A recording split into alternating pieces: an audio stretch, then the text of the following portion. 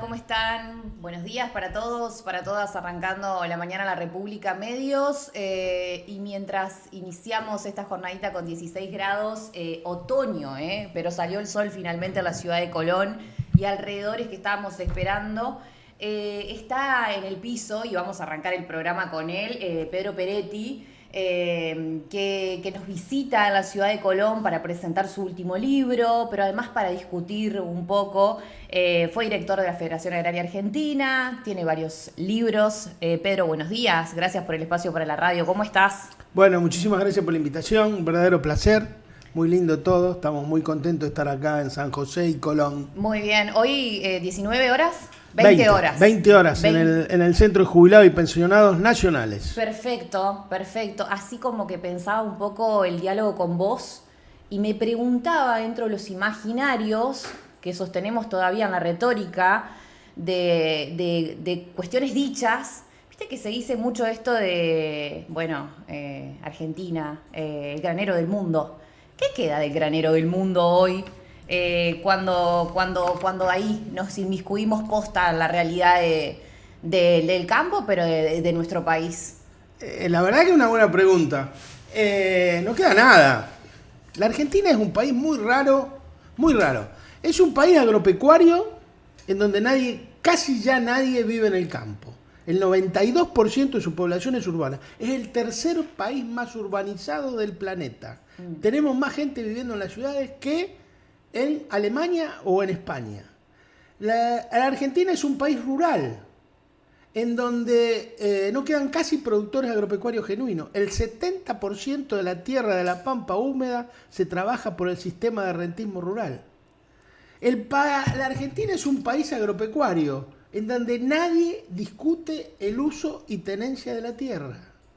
Nadie, hace décadas que no se debate qué hacer con ese elemento central e indispensable para la vida de los 47 millones de argentinos. La Argentina es un país agropecuario en donde el año pasado exportamos el 60% de nuestra exportación fueron de origen agropecuario, casi 60.000 millones de dólares, y tenemos 1,5 millones de pibes que se van a dormir sin comer y casi el 50% de la población debajo de la línea de pobreza, y casi 5 millones de indigentes que no comen.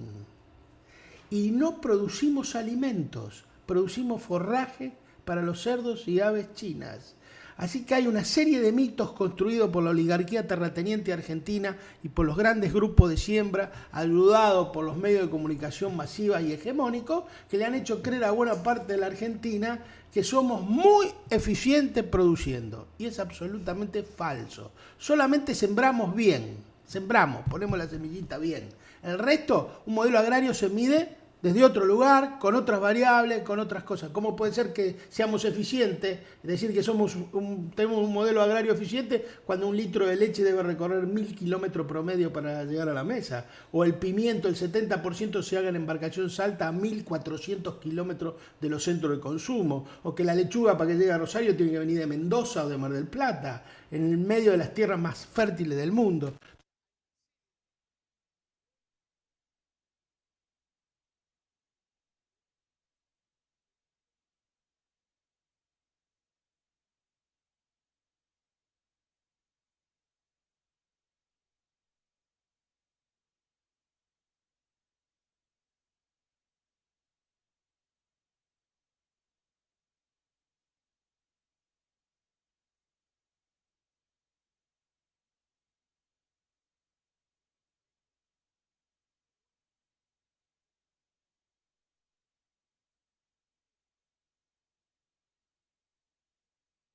Quema el libro en Dijimos Nunca Más, que es un libro colectivo, que también lo vamos a presentar esta noche, en donde escriben varios, bueno, está el mundo entrerriano, que es El Gato Silvestre, está, Andrueto, Argento, hay un artículo también nuestro. Y ¿Andrueto Teresa o Andrueto? Andrueto, sí, María Teresa. Ay, cómo la queremos. Sí, bueno, esto fue producido, esto escriben todos los que nos publica Editorial Marea, que es nuestra líder. Hermoso. Bueno, entonces, a ver, ¿qué pasó en la Argentina? En algún momento se discutió eso. En la Argentina hubo un quiebre en donde el productor agropecuario pasó de ser un constructor de la soberanía y seguridad alimentaria a ser un generador de divisas. Ese cambio tuvo un punto crucial. Fue cuando se cae el anteproyecto de ley agraria, el 4 de junio de 1974, cuando se filtra la noticia de que se estaba discutiendo un anteproyecto de ley agraria. Helvar era ministro de Economía, Perón era el presidente y Giberti era el secretario de Agricultura. El diario La Nación filtra completo, que es impactante verlo completo, 192 artículos del anteproyecto agraria, cuyo primer capítulo era la tierra en función social. Su segundo capítulo era la unidad económica, que es un concepto que viene de lo hondo del peronismo, de lo profundo del peronismo, que es una unidad de medida cuando es mucho, cuando es poco en materia de tierra, para medir cuándo es un latifundio, cuándo es una explotación, cuánto es la unidad económica, se calcula como la cantidad de tierra necesaria de acuerdo al tipo de suelo y de acuerdo a la familia agropecuaria y la producción del lugar, se necesita para vivir dignamente. En la pampa húmeda son 75 hectáreas. Eso está por ley en todas las provincias de principio del siglo XX, que después fue flexibilizada, destruida, Entre Ríos también la tiene, y que fue absolutamente desconocida y que el peronismo abandonó. Bueno, todo ese debate sobre la tierra en función social para producir alimentos, la agricultura con agricultores, agricultura con todo adentro, la segmentación fue discutido, la última vez que lo discutió seriamente el campo nacional popular fue en la década del 70 del siglo pasado. Después de ahí, después que murió Perón, lo echaron a Helvar, llegó Isabel, López Rega, las AAA, el golpe de Estado y todo lo demás. Después de ahí no lo discutimos nunca más. Eso, además, hay que decirlo, se barrió una generación completa de luchadores agrarios que los mataron y lo hicieron desaparecer. Las ligas agrarias, la Federación Agraria en todo el país, liquidaron a todo el mundo, ¿no? Mataron a todo el mundo. Y bueno, y nunca más se discutió eso, ni siquiera en el 2008, cuando se discutió el tema de las retenciones móviles. ¿Qué se discutía? Se discutía el tema de los impuestos, que lo impositivo es la epidermis del problema agrario. La parte, no se discutía el uso y tenencia de la tierra. La Argentina tiene que aprender a que tiene que vincular la tierra con el precio de los alimentos. Porque se siembran sobre una cosa que el 97% de los alimentos que consumimos los argentinos es sobre una cosa que se llama tierra. A ver, ¿cómo puede ser que la sojización que te trajo como consecuencia? La deslocalización de la producción agropecuaria. Entonces vos te concentraste con que el pimiento está en Salta, que la lechuga tiene un cinturón verde en La Plata o en Mar del Plata o en Santa Fe, y después tiene que viajar miles y miles de kilómetros. ¿Ah? Entonces se perdió, se destruyó la chacra mixta, se destruyó la producción de cercanía. Bueno, todo ese proceso ha hecho un trabajo, además, ideológico en la cabeza de la sociedad que hace que nunca vinculemos una cosa con la otra y que pareciera ser que la única función que tiene la actividad agropecuaria es generar divisas. Sí, está bueno que generar divisas, no vamos a decir que no, pero también tenemos que comer y tiene que comer la gente, y nosotros somos peronistas o del campo nacional y popular, como más te guste, y la comida, que la gente coma, es nuestra principal razón de ser como espacio político. Principal. Una de las cuestiones que más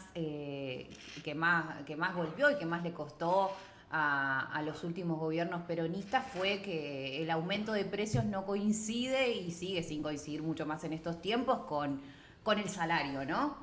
¿Crees que ahí hay una ausencia enorme en el reparto de la torta y en esa discusión específica? Y sí, claro que hay una ausencia enorme. Mirá lo que nos pasó en el gobierno de Alberto Fernández. En el 2022 batimos el récord histórico de exportaciones, casi 100.000 millones de dólares. 100.000 palos. Y ese año clavamos 1 millón de nuevos pobres. El problema de Argentina no es producir riqueza, es distribuirla. Esa es la clave. Entonces es imposible. Argentina es el mejor ejemplo que el problema del hambre en el mundo no es un problema de producción de alimentos, un problema de distribución. Ahora, ese debate tenemos que poner arriba. ¿Cómo empezamos nosotros ese debate con el gobierno de Alberto? No sé si vos te acordás. ¿Con qué lo empezamos? Con la mesa del hambre. ¿Te acordás? Sentamos a todos los que te producen el hambre en una mesa para hacer un poco de dádiva. No. El problema del hambre se soluciona desde otro lugar. Y te voy a dar otro dato central. que es un dato del CEPA, del centro que conduce Julia Estrada. Sí. En los últimos 2 años de Alberto Fernández, la lechuga, por darte un ejemplo, la lechuga, la papa, te puedo dar cualquiera, pero te digo, la lechuga aumentó el 20%, en los últimos 2 años, el 20% más que el dólar blue. La lechuga más que el dólar blue en un momento que estábamos en plena etapa de que el dólar aumentaba. Entonces vos te das cuenta de que había algo que no cerraba ahí. Por eso nosotros siempre dijimos que el gobierno de Alberto fue el segundo gobierno frondillista que tuvo la Argentina, que no fue un gobierno para nada peronista, que estuvo muy preocupado por los balances de las empresas y nada por el bienestar de la gente, que es lo que nos tenemos que preocupar nosotros. Pedro, desde la 125 a esta parte hubo un quiebre del peronismo y el sector popular de nuestro país con el pequeño productor. ¿Cómo ves ese vínculo, esa relación y si sigue rota? Mirá, yo creo que yo siempre he calificado la 125 como un error. Yo estuve en contra de la 125, se lo dije a Cristina, lo hemos discutido acá en el libro. En este otro libro que vamos a presentar, que tiene el prólogo de ella, que se llama 45 propuestas agrarias para el bien común, el campo popular, sí, con prólogo de Cristina. Y es un error que estamos pagando hasta el día de hoy, sí, desde el punto de vista electoral. Y creo que tenemos que tener una política para recomponerlo. Pero recomponer la relación nuestra con el sector agropecuario no significa que el peronismo adopte y recite como propio todas las demandas de la mesa de enlace, porque eso no es tener una relación, eso es entregarse, subordinarse, rendirse.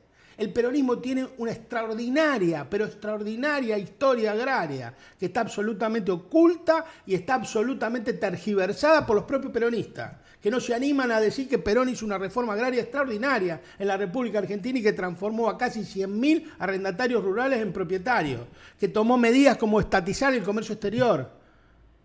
No lo dicen porque no lo quieren decir, porque hay muchos peronistas que quieren amigarse con los sectores del poder para poder ser candidato, para poder ser ministro. Bueno, yo creo que tenemos que enfrentar el futuro, tenemos que reconciliarlo con el sector agropecuario, pero a partir de nuestras propias raíces. Y tenemos que tener una política específica para los pequeños y medianos productores agropecuarios, partiendo de un debate que necesita 2 discusiones centrales que en la Argentina nos están dando. 2.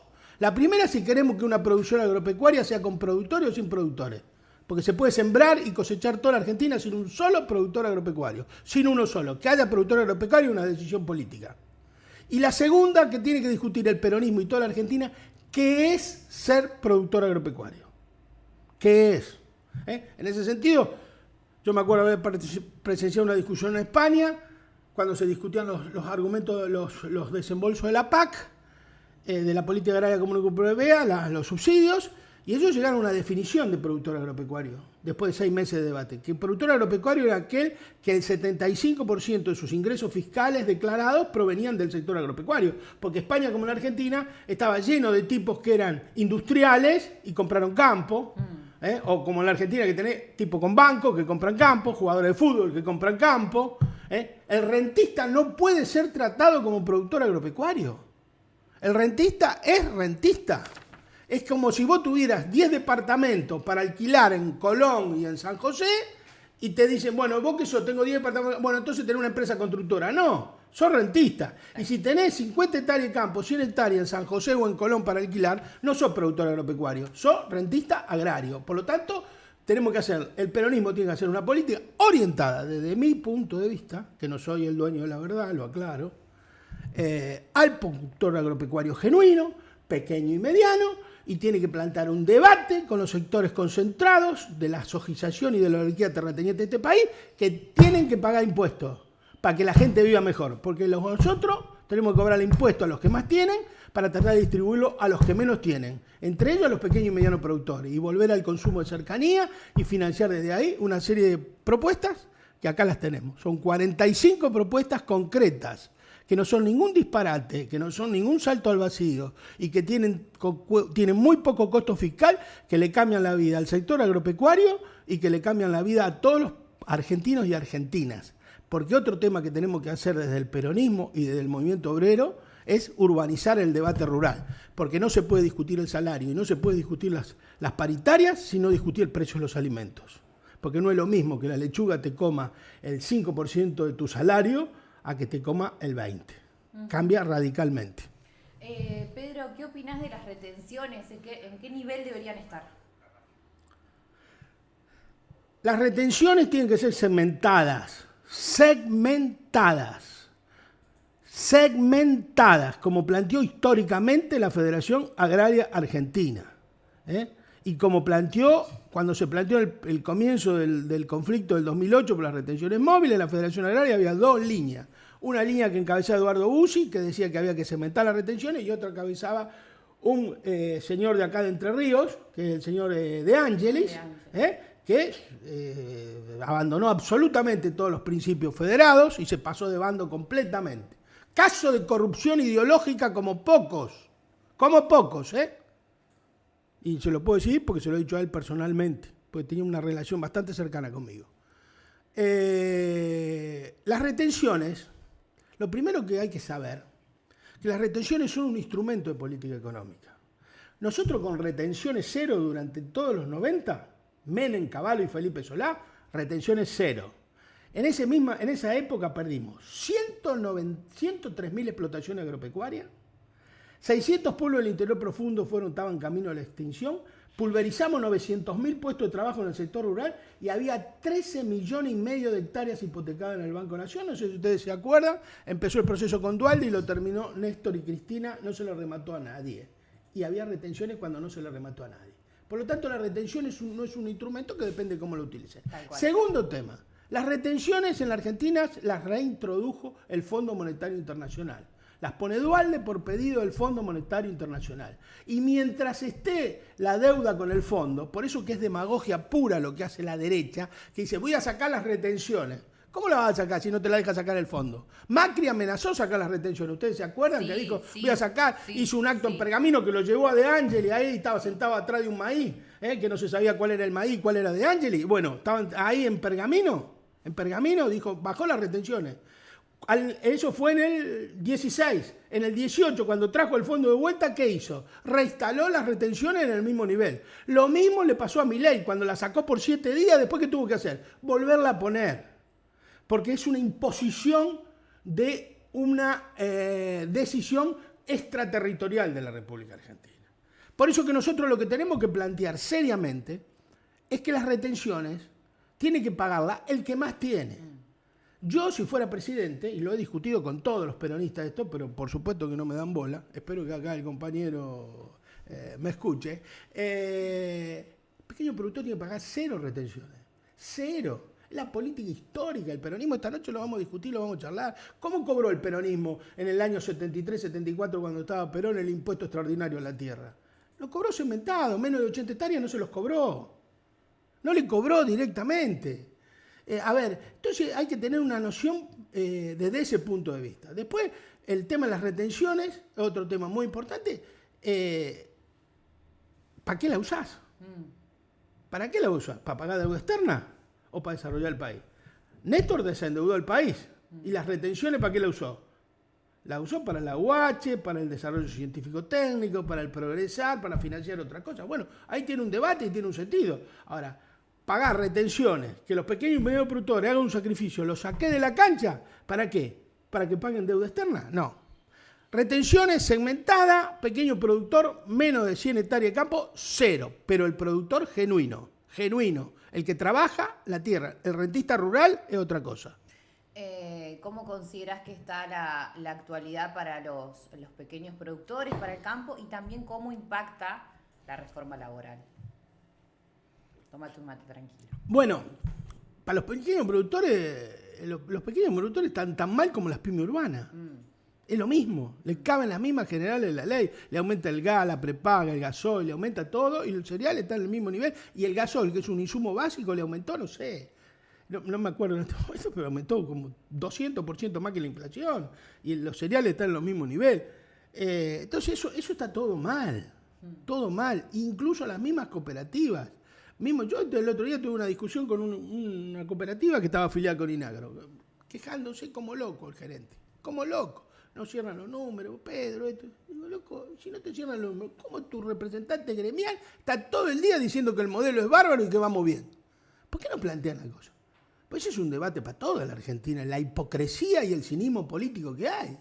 Flaco, sáquense en la careta y digan la verdad de cómo son las cosas. Esto va para el orto, vamos camino a un desastre, estamos en el medio de una hecatombe social que no nos hemos dado cuenta. Cuando despertemos de esto, nos vamos a comer uno con el otro. Es una cosa delirante lo que está pasando, como pasó anoche en la votación. Tremendo.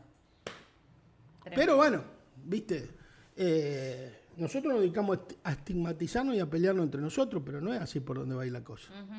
Y en este programa tratamos con Ani Seijas de ser esperanzadoras en los mensajes a veces, por más que nos llenamos de pesimismo, pero digo, del estatuto del peón rural a la precarización que vivimos hoy, termina siendo la discusión la misma, salario o renta terrateniente, digo, y en esa discusión que termina siendo la misma, si bien cambia el escenario, ¿quiénes son los espacios que hoy considerás que la están dando y para dónde es la cosa? Espacio que pelea contra... Hoy hay dos palabras, las dos palabras más modernas para definir la situación política argentina son oligarquía e imperialismo. Que te dicen que no lo usé, viejo, eso era de... No. Oligarquía e imperialismo. El latifundio existe más que antes. Y el único espacio objetivo que lo enfrenta es el que lidera Cristina, con sus más, con sus menos, con sus variantes y todo lo demás. El resto, o sea, un problema muy grave que tiene la Argentina es que parte de la dirigencia política de este país no son dirigentes políticos, son empleados de los grupos económicos. ¿O vos te pensás que Frigerio es un dirigente político? Que lo mandaron a vivir a Entre Ríos, que es más porteño que el Obelisco, y lo mandaron a vivir acá a Entre Ríos. No es un dirigente político, es un empleado de los grupos económicos, que lo pusieron que tenía que venir a Entre Ríos. Y eso es así. ¿Y vos por qué te pensás? La gente se enoja. ¿Cómo puede ser que este gobierno tenga quórum?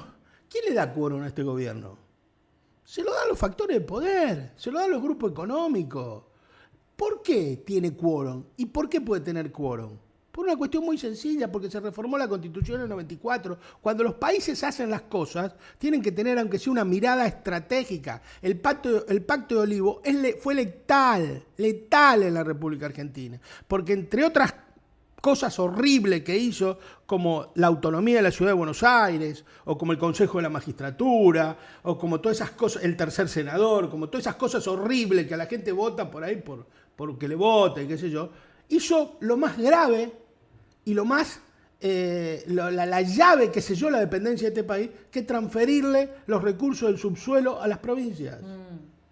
Transformó a los gobernadores en patrones del subsuelo. Entonces, cuando ahí voten, bueno, fíjate que votan lo mismo. ¿Cuál es el problema que le vota? O sea, ¿vos te crees que Carolina Moisés de Jujuy es muy distinta a Gerardo Morales o a Sarif que el que vota? Votan todos iguales, y votan iguales los sanjuaninos, Uñac, que el que le ganó Uñac. ¿Por qué? Porque los que te sientan son las mineras que lo llevaron allá a 10 gobernadores y le dijeron, flaco, mirá, esto es así, y son las que ponen, y son esto. Ahora, ¿qué le resolvió la minería a San Juan?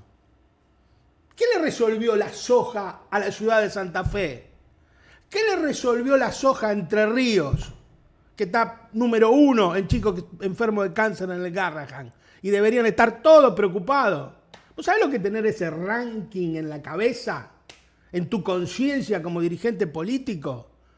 Que los chicos que más se atienden en el Garrahan por cáncer sean de tu provincia. Ese es Por eso hay que medir la política desde otro lugar y desde otra forma de medida. Nosotros medimos la política con los instrumentos que nos dio el neoliberalismo. Los mismos instrumentos de medición la medimos. Volumen, cuánto se produce, esto y todo lo demás. Tremendo. Nosotros tenemos que hacer un pacto político con la sociedad argentina para medir de otra manera cuándo un país está bien. Yo tengo mi propio ranking, que seguramente va a coincidir con el tuyo. Cuando un país come, se educa, sus chicos van a la escuela, y sus enfermos se curan en un hospital público que tiene remedios. A partir de ahí hay que armar el presupuesto, porque hay que cambiar la cabeza. ¿Cómo se arma el presupuesto de la República Argentina, la ley base? ¿Cómo se arma? Entonces te dice, tenemos que bajar. ¿Cómo se arma? Bajándole las jubilaciones, bajándole a achicándole todos los gastos, porque tienen que cerrarte los números por el déficit cero. Yo estoy totalmente a favor del déficit cero. Porque en mi casa, como en la tuya, como la de él, te enseñaron que no se puede gastar más de lo que se gana, ¿no? Vos no gastás más de lo que gana. Bueno, yo también. Entonces, ¿cómo se arma el presupuesto? Como decía Perón, como decía Juan B. Justo, patriotas, Uno socialista, el otro peronista. ¿Cómo decía? ¿Cómo se arma? Se arma a partir de los gastos. ¿Cuánto necesito para pagar la salud, la educación, tantos millones? Muy bien, tengo ese gasto. Ahora, ¿cuánto tengo? ¿A quién le tengo que cobrar? Nosotros sabemos a quién cobrarle. Bueno, cuando vos sos peronista y en vez de cobrarle a los que le tenés que cobrar, le bajás impuestos y bajás y hacés... no sos. Ahora, si vos tomás esa decisión y sos político, tenés que saber que los 4 presidentes en los últimos 80 años que tomaron decisiones de esa naturaleza, los 4 terminaron presos y perseguidos. Mejor dicho, 3. ¿No? Perón, Evita, Néstor y Cristina. Ese es el riesgo. Por eso que cuando vos tenés una dirigente probada en la adversidad, que sabe enfrentar los grupos económicos y que se la banca, cuidala, no seas onzo. Pedro, nos encontramos esta noche, 20 horas. Los espero ahí con ganas de discutir y debatir y no que me den la razón, ojo, yo quiero discutir. Gracias por venir al programa. No, gracias a ustedes por la invitación y salud y cosecha para todos y todas.